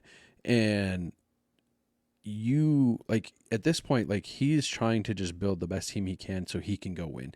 And the only quarterback that right now is available to let you do that is Aaron Rodgers. right. And I And, I don't think Mike Tomlin gives his blessing on the signing Yeah, unless he wanted it, absolutely. Right. right? Absolutely. And so like, and it sucks. I know a lot of Steelers fans are just more of like, why don't we just suck for a season? Like, let us get a high pick so we can actually go back and, Yeah. you know, get a quarterback. And Mhm. I don't disagree with them on that. Like, Right. just suck for a season. Tank for Like, art. yeah, like, you know, like go out and suck. And this next year's class is actually a pretty good class. That's true. You know, it's not 2027, but it's good. Like, I think this class will be a good quarterback class. I don't know if Archie Manning's going to come out, to be honest with you. I think it'll depend on who has the first pick. I honestly think it just depends on how good he has, how good of a season he And has. I- I think he is. I think he's great. Well, I think, don't with- get me wrong. NIL and schools being able to actually pay the athletes now, like the incentive of getting to the NFL. Why like, leave? Yeah, It's still there make because it's more the in NFL. It's college. where the best of the best can play, absolutely. right? But yeah, I mean, what was it? college isn't Marvin that bad of a deal anymore. Harrison was offered like I want upwards of like $10 million just to stay. He was offered $10 million to stay at Ohio State. Yeah, he so almost did. Yeah, no. So it's like the crazy. quarterbacks like that. Like, you know, it's not going to be unheard of a quarterback or a wide receiver, you know, big name player to stay in college one more year, even if they were projected as the number 1 pick or the number 2 pick or whatever it is. Just because, like, I'm going to be making a crap ton of money in the NFL, but like I'm going to make guaranteed money sitting here in college, and I don't have to have the pressure of the NFL, and I can come back out next year and make just as much money next year, you know, coming out. So it's like, why not? Now, you mean you're going to end up running into those things of the, you know, I don't know if you guys remember Jake Locker, Washington there, like projected number 1 pick, you know, 1 year, and decided he's going to stay 1 more year, and then ends up falling into the 6th round. You know, so like you're gonna have more of those guys, because like, you know, before it was, I'm gonna go, if I'm projected number 1, I'm going to go. Like if I'm projected as a number 1, number 2, you know, round player, I'm going to go. But now it's like, well, if I'm projected at number 5, like I could stay, make more money here, and then, you know, Carson Beck, goofiest looking guy in the world, but absolutely, you know, he had the elbow injury, wasn't going to start in. Kind of his stock slid a little bit there at the end of the season. So what does he do? He just goes and makes bank in Miami. Absolutely. You know, so like girlfriend. Yeah, idiot. Whatever. Seriously. It's his Lamborghini stolen, you know. Yeah, so it's just like, but normal Miami day. Really. Yeah, that's another thing though too, is these kids having so much money in college. Wow. It's absolutely insane. It is. Like, I truly do believe NIL is a good thing for the NFL or for college. But I think it's going to become a very bad thing, though, because I believe that players should have been paid. I think they should have been paid, but I think that there needs to be regulation. Absolutely, like having these college kids rolling up in Lamborghinis and all this stuff like that. I'm like, that's AJ DeBanza getting paid. BYU $7 million, right? Yeah, it's just like, it's absolutely insane. Like, reportedly, they're still college athletes. Like they're they're student athletes. They're student athletes. Yeah. You know, like I just don't believe that these kids are holding that student portion. They're thinking, you know what? I'm just getting my bands. I'm gonna get my money. I'm gonna do all that stuff and go on. And I think it's definitely already, you can already tell, like it's ruining college football for sure. Like, well, I mean, even that with like reined in the transfer portal. You probably listened to some of our podcasts, dude, we've touched on the transfer portal. That needs to be reined in. Oh, 100%. They shouldn't just be able to some control on that. But absolutely. I think with the settlement that was decided this last week, I think that what was decided? I didn't see anything of that. Oh, so they settled that the schools can actually start paying these athletes straight up now. Yeah. Oh, okay. So instead of going through the booster clubs like they have in the past year, the schools can straight up make them employees and pay them. Gotcha. Right. So, like, I think it needs to be reined in, because, like, the transfer portal, that's out of control. It's insane. Like, there should be windows, but, like, the transfer portal open, you extend the playoff, and right in the middle of the playoff, the transfer portal's opening. Absolutely. Right? So there are people transferring off these teams, like that are in the playoffs. Yeah. It's just like, I mean, it's not, but like, it's like the head coach, right? Like, Eagles are making a Super Bowl run, but Kellen Moore's out here getting interviewed, right? Like, for head coaching jobs. Distracting from that. There needs to be some control over that, like, right? Like, absolutely. But here's the thing: is I think the NCAA is so scared to do anything now. Yeah. Because they got caught with their pants down. Yep. I don't know if that's the best way to say that, but like, they did, and so they're not going to touch it, right? And then you have to have a collective bargaining agreement. Like, there's a lot of legalities that go into it. But the NIL does need to be reined in, because I think there's been a lot of bait and switch. With some players. Well, I mean, is that the guy out in Tennessee having all that stuff going on with him? Yeah, whatever. I can't remember what his name is, but like all that stuff. And then the guy, what was it last year with UNLV? Oh yeah. You know, so like, just like I just up and left because like something in his NIL deal wasn't held up or whatever, and like they're saying it was, and this is what was in it, and whatever it is. But there needs to be regulations for that. Transfer portal 100%, I think, is the worst thing that could happen. It's absolutely control, and like I think yes, you know what, you should be able to transfer one time. One time should absolutely, like, you want to transfer out, okay, you can transfer one time. After that, if you want to transfer again, it's a year. You sit out a year. It goes back to the same rules. Like you go back, you sit out a year. And the only thing I think that could even, you sit out, you won free if your head coach gets fired or leaves, whatever. You can transfer at that point. Like you can transfer at that point. But like just to be able to transfer like 5-6 different times, like in one, in one, even just one season. Yeah. Cam Ward. Yeah. Played for 3 different schools. Yeah. That used to be unheard of. I mean, what was it like Russell Wilson playing for 2 different teams, playing for North Carolina State and then going up to Wisconsin. Like Troy that was Barry. That was season Oklahoma. That was UCLA. Yeah, so it's like it was unheard of back then. But now it's just like, okay, well he's out of this state or out of this school, playing from this school, coming from this school, and it's just like that's just normal now. Yeah, and it's even worse in college basketball too. Like, even like women's, like you've just even from women's basketball. What was it one of the girls that got drafted high? I can't remember. She had literally played for like 4 different schools in four different years. Haley Von Lith? I think so. I can't remember the one she plays for. Went to LSU. Yeah. So it's just like she just kept bouncing back and forth, and so it's just like that's gonna be the norm, and it's like, how is that good for player development? It dilutes the game. Absolutely. Mm-hmm. And I feel like it dilutes the game, right? Like, I think they're good because like Will Howard, right? Yeah. Won a national championship with the Ohio State University. But he literally got told at Kansas State, they were like, hey, we have this Avery Johnson. He's going to be our starter. Yeah. You're not going to start. And so he was like, I like the transfer portal. Absolutely. And then, and that's the thing is like, that's what it's made for. Like, that's what it's made for. Backing up Aaron Rodgers, right? Yeah. So it's like, that's like the transfer portal is made for those where it's like, you know what, like, you were our plan, but now our plans have changed. Like, you can transfer out. But it's being used as who's going to pay me the most. Exactly. I think that needs to be. I mean, that's why Nick Saban left. Yeah. He was just like, literally, as soon as they lost the national championship, literally the players the next day were in his office. Okay, how much money are you gonna give me to stay here? Mm-hmm. And it's like, what? Like, players used to come to me being like, what can I do to stay? Like, what can I do to make sure I'm on the team next year? Now it's like, now I have to pay you to stay here? Yep. Like, no, we're already paying you right now. Now that everyone's allowed to pay their players, like the SEC's kind of come back down to earth too. Absolutely. Mm-hmm. And don't get me wrong. I mean, I love that. I mean, don't get me wrong, but I mean, it's just like, it's just kind of absolutely insane how the power just completely shift, and like, don't get me wrong, the players absolutely do deserve power. Like, but to make it to where like basically it's not a school ran league anymore. It's not an NCAA run league. Nope. It's a player ran league, and it's like, it just like, that is not good for the game. No, it's not. Well, and all the conference realignments, and there's just like money is just like not even a thing. It's like billions of dollars to realign this contract. Yep. All right, I like that. Yeah, whatever. Yeah. Ryan, what are your thoughts? Aaron Rodgers come back for another season with the Steelers. If you're a Steelers fan, you liking it, you hating it, you cashing it, you trashing it. You got to cash it, in my opinion, because what you're a Steelers fan, you kind of expect a season above 500. You don't play below 500. Right. With Mason Rudolph, you're well below 500. With Aaron Rodgers, it puts you to where you're supposed to be above 500.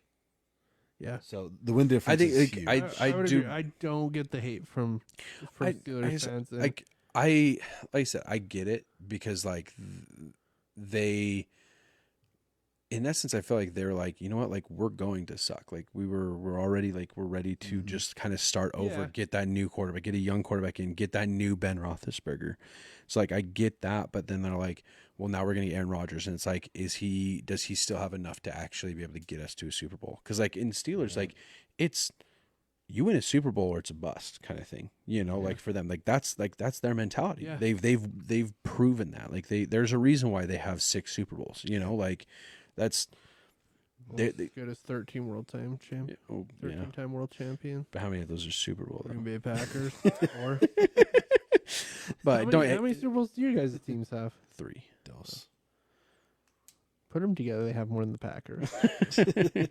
But no, like honestly, like it, like they, for them, it's tell us that. For them, it's win a Super Bowl or or bust, you know. Right. So like that's what they want, and it's I don't know if Steelers fans believe that he can get them there. Like so, it's like I think that he gives them the Rudolph can. I see. That's thing is, I don't think that they. The argument. I right? no. Like I think it's just more the fact that they're like we were okay with Mason Rudolph starting because we want to see one what he has, and two if he does actually suck, which is what I think that they do believe that he's going to get them the draft pick that they want, the better draft pick, you know. So it's like where they can get that new shiny quarterback that they want. And I want to say we mentioned it not. And for whatever reason, dude, I do not get the hate that Mike Tomlin gets from some Steelers fans. I've even talked to multiple Steelers fans, and they're like, I don't understand why Steelers fans hate Mike Tomlin. Mm-hmm. And it's like Mike Tomlin is quite literally one of the greatest coaches in the history of the NFL. Yeah.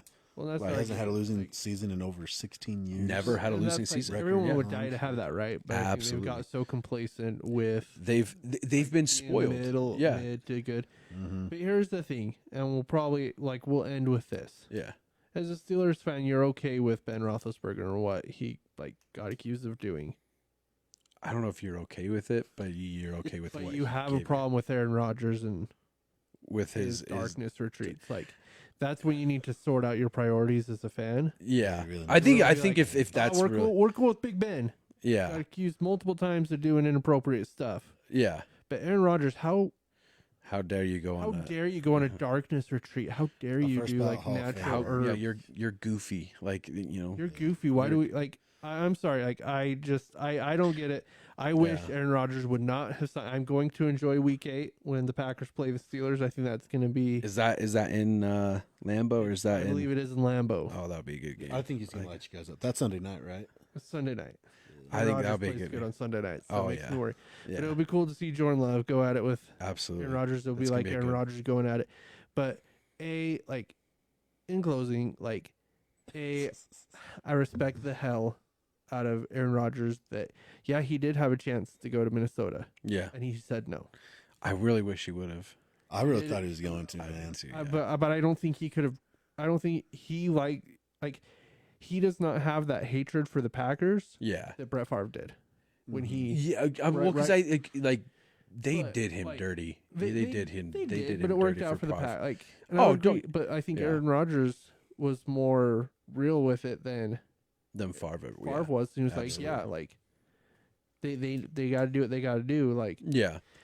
But anyway, I'm excited to watch the Packers play the Steelers. I think that will be really good. Watch Jordan Love go at it with Aaron Rodgers. Hopefully his Achilles hold up this year.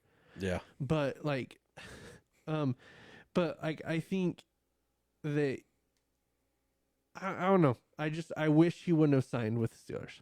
Yeah, no, I watched and then I watched everyone go, oh, the guy is 41 years old, coming back from Achilles injury. Yeah. When he finally got his feet under him, he played. Year, the last numbers. Yeah. The last 6 games he passed for 16 touchdowns and 4 interceptions. Yeah, 4-1. It was just Aaron that Rodgers of Green Bay was back at the end of last year. Those Jets, that Jets team just was not good. It's the Jets. They're not made to win. No. No matter what. So it's like there was no saving that team, and I do believe Aaron Rodgers can get there, but it's just I don't know if he's gonna be able to do it.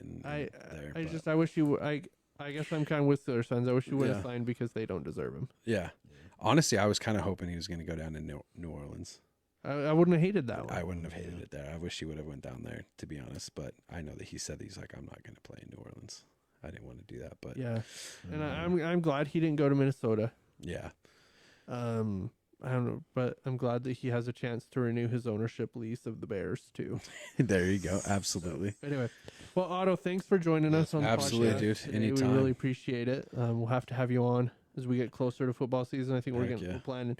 We're previewing teams, but I think we want to have a couple bigger episodes as we get kind of going closer to the football season and have fans of a few teams on. So we'll have to have you and Quentin on. Absolutely, dude. I know we'll do it for sure. Football, maybe college football when it gets kicking up. Absolutely. Yep. Come talk about some Big Ten football. So absolutely. Well, cool. Appreciate it again. Yeah, thank you guys for having me. I appreciate it. Thanks everyone for tuning in to this episode of From the Sidelines. Make sure you catch later this week as we preview the Los Angeles, I almost said San Diego Chargers. We preview the Los Angeles Chargers.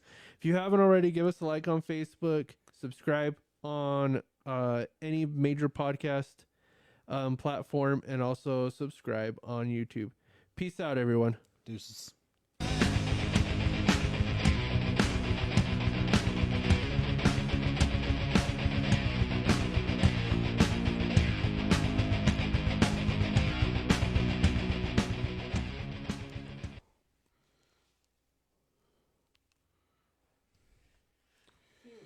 I could sit here and talk. Oh, dude, I legit. People that know football, I'm like, I could just like. I honestly, I could sit here for hours. And that's why, like, I've always wanted to like start a podcast because I could literally just sit there and just like, I could just sit there and talk football season all will day have long. to have like a regular rotation of people. Come on, Absolutely, monthly have. It's the auto week. And I'm down, dude. I'd definitely be down. Cool. Yeah, dude, because we're excited. Like, we're doing previews, and first week of July is our NFC North. Yeah. Doing the Packers and the Bears. There you go. Together. That'd be a good one. We have a lot of Bears fans that listen and come on the podcast. Oh, really? To figure it out, but we have a lot of Bears fans, like Dave. I don't know if you watch our podcast when Dave comes on. He's my brother-in-law. He's a Bears fan. He's the one with the long hair, right? Yeah. Well, he just cut it. Did he cut it? Okay. Yeah. But anyway, he's a huge Bears fan, and we have some of his friends that are Packers fan. Obviously. Oh, we need to end my video. Oh.